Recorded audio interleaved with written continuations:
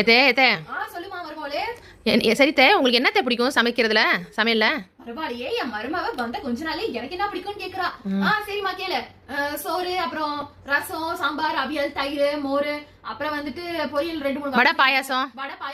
சரித்தே சரித்தே list சரிங்க. Okay ஓகேத்தே ஓகேத்தே ஓகேத்தே. ஏக்கா ஏக்கா என்னக்கா உன் புது மருமவ என்னமோ அடுப்படியில் செஞ்சிட்டு இருக்க மாதிரி இருக்குது, பரவாயில்லையே.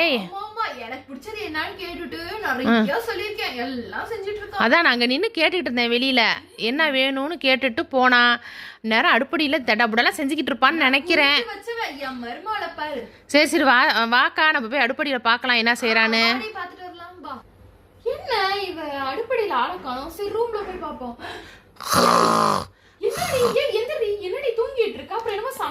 என்னத்த கொஞ்ச நேரம் தூங்க விட மாட்டீங்களா? சரி இந்த வீட்டு தூங்குறது கூட நிம்மதியில. நான் எப்பத்த சமைக்கிறேன்னு சொன்னேன், எல்லாம் ஜொமேட்டோல ஆர்டர் போட்டாச்சுத்த.